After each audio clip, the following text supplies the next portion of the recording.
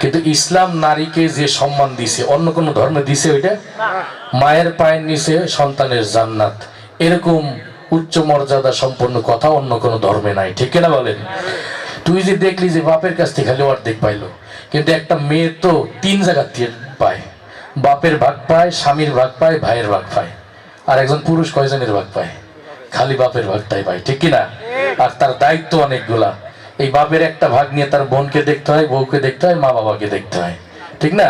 তাহলে সেদিক থেকে হিসাব করলে তো ইসলাম নারীকে অনেক দিছে, বরং সেই হিসেবে পুরুষই তার দায়িত্ব বন্টন করতে করতে কম পাইয়ে যায় নারীর থেকে, ঠিক কিনা বলেন? কিন্তু এরা বোঝে না, এরা ঘুরে ফিরে কয় কি যে অর্ধেক দিল, তার মানে ঠকাইছে।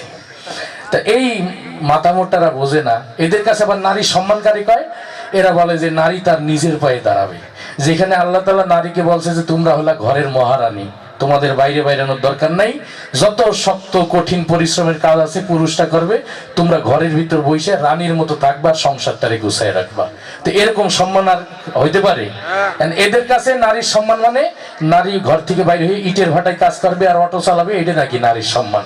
নারী নিজের পায়ে দাঁড়াইলো, এইটারে তারা অসম্মান মনে করে। অথচ এইটা নারীকে অপমান করা হয়েছে না? যেই নারীর জায়গা ছিল ঘরের ভিতরে, সেই নারীকে ঘর থেকে বাইর করে এনে ইটের ভাটার শ্রমিক বানানো আর অটোর চালক বানানো, এটাকে কি নারীর সম্মান বাড়াইলো না নারীকে অপমান করলো?